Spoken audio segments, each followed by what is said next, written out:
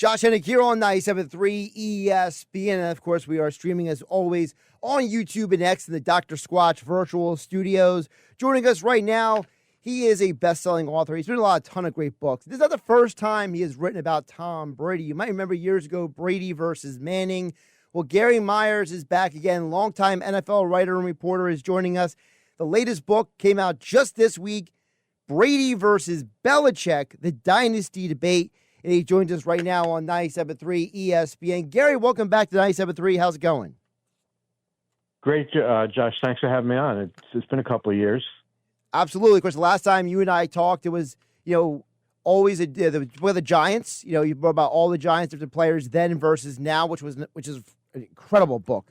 I loved all those interviews with guys like Belichick and all of them. But now you go over to another side of the conversation. You go back to the Brady stuff. So before we get into the details of the book, can you talk to the audience about maybe like kind of the genesis of how this came together? Because you have so many interviews jam-packed into this book. Yeah, I mean, basically I think this is, the greatest unanswered question in this generation of the NFL. When you have Brady and Belichick, they were together for 20 years, got to 9 Super Bowls, won 6 of them, and, well, who deserves the credit? Well, they hated each other, but I just thought a fun topic would be, trying to figure out, who deserves the majority of the credit. I mean, clearly they both deserve lots of credit, and they probably couldn't have done it without each other, like I said. But, ultimately, one of the two of them had to be more important, and that was the purpose of the book. And one of my favorite parts is early in the book, you actually have that quote from Rodney Harrison where he actually says it's a dumb question, which I thought was great that you kept in there because, that's a guy who knows both men very well. And it's interesting because as people are going to read through this book, they're going to see the number of interviews. I mentioned Rodney Harrison, Devin McCourty, Julian Edelman, and talk about you actually got a chance to sit down with Bill Belichick himself. What was the vibe of that conversation? Well, first of all, as far as what Rodney Harrison said, I was thinking, oh, man, this kind of destroys the whole premise of my book. He's saying, it's a bunch of garbage, and it was, he's basically sticking up for his teammates and saying that, it's not fair to just narrow it down to Brady and Belichick when it's a team sport like no other sport, and to just talk about Brady and Belichick is minimizing everybody else's contribution. And I understood where he was coming from, but there was no question I wanted to use the quote because it just kind of exemplifies how it is an emotional topic, and both for fans and for those who were part of it, like a Rodney Harrison who felt slighted that I was trying to narrow it down just to 2 guys. But I think it's pretty clear that the coach and the quarterback are the 2 most important pieces of any organization.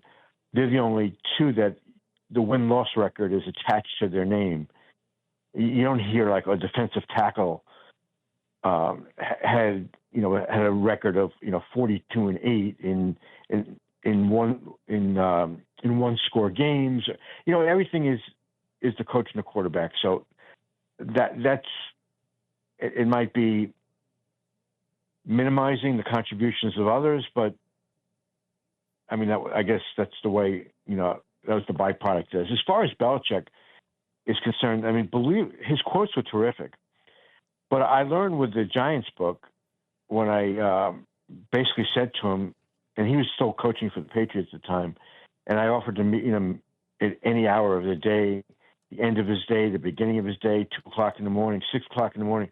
And he just said, I'll do it, but I'm so much better on email.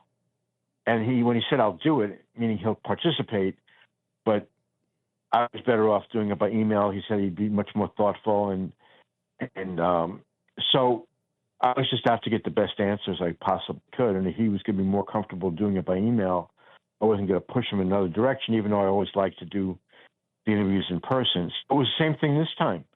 He said, send me a bunch of questions and I'll write back to you. And that's what we did. So it's hard to really account for his emotion in the answers without actually hearing him say it. But I think he gave me some really good stuff. Absolutely. Of course, so the book you're talking about is Once a Giant. It's a book I wrote a couple of years ago. Now we're talking about Brady versus Belichick with Gary Myers, New York Times bestselling author, longtime NFL writer and reporter, joining us here on 97.3 ESPN. You just mentioned about it's hard to contextualize the emotion with some of these conversations. For you, how important is that as an author? Because I don't think people always understand, the nuance when it comes to making these interviews.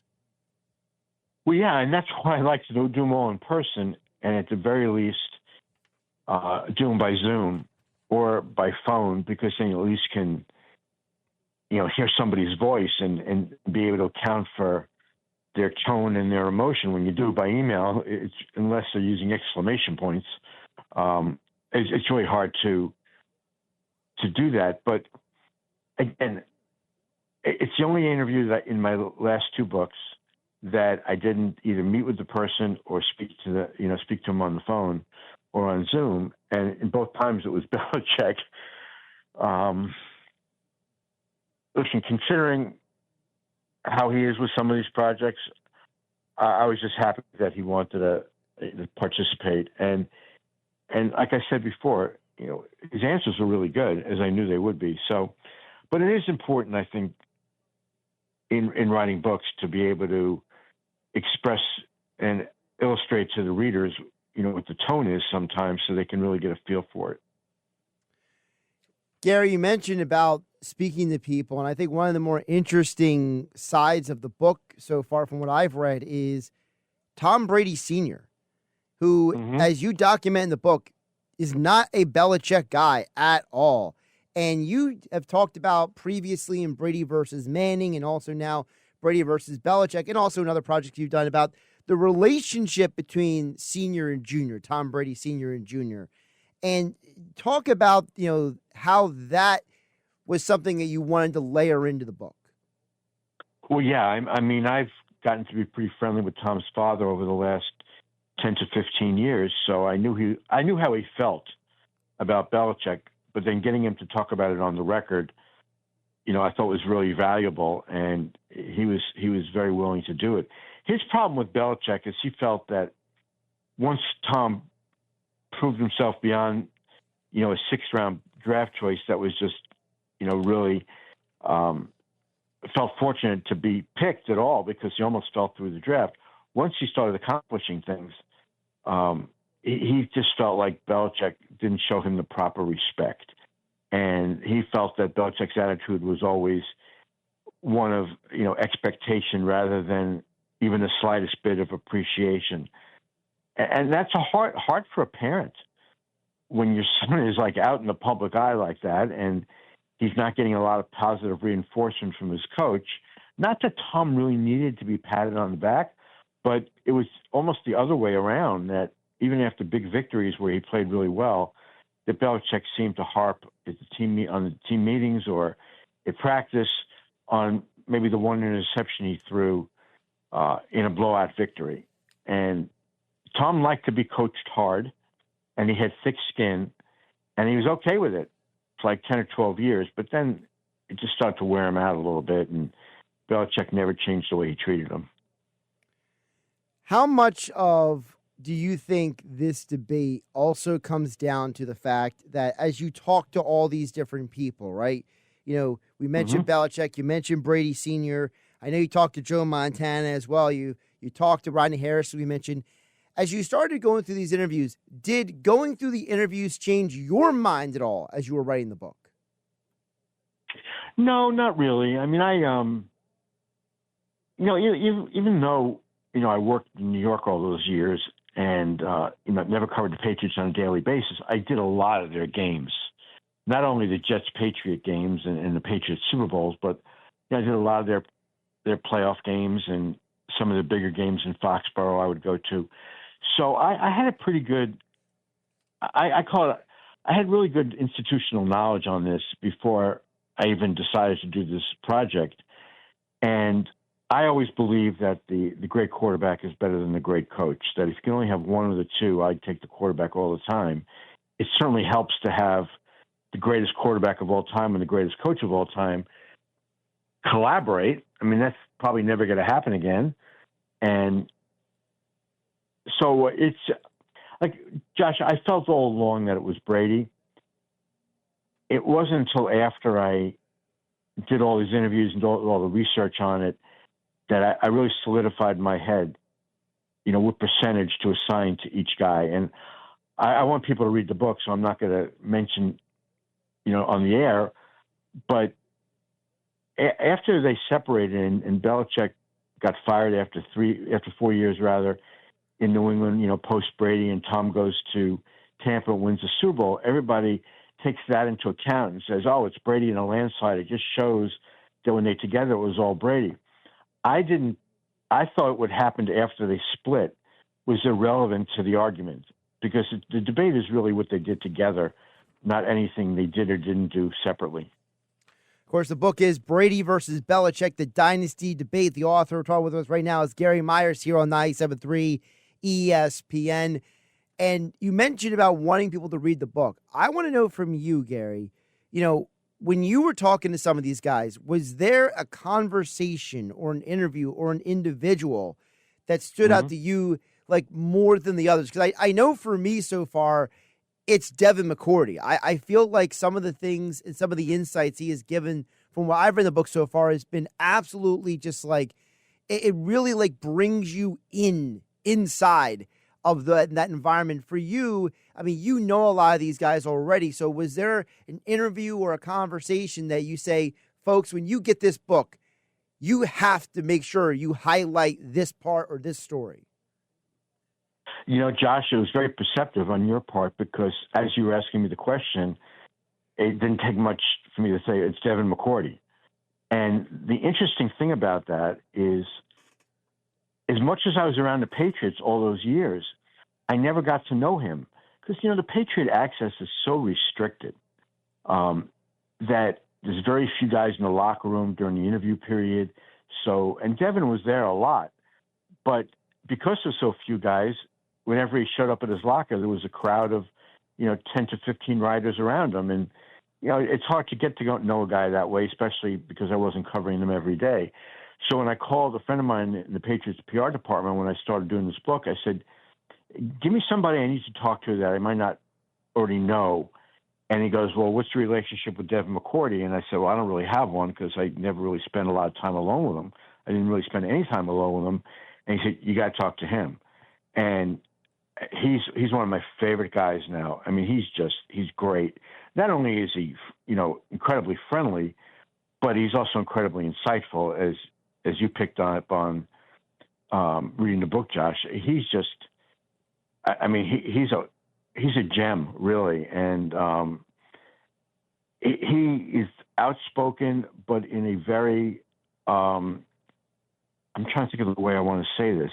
He's not trying to make headlines. He's just outspoken and insightful and revealing and forthcoming, which is the best kind of interview you can possibly want. And he doesn't have an agenda, so it wasn't like he was trying to push it one way or the other. He was just really eye-opening in some of the comments that he made. Gary, one more before I let you go, and I appreciate you having this conversation with me, because I'm so far enjoying this book a lot. Brady versus Belichick, the Dynasty Debate. Of course, it came out just this week. So, Gary, wherever you get your books, Amazon, or if you do what I do Audible books, so I listen during my long drives.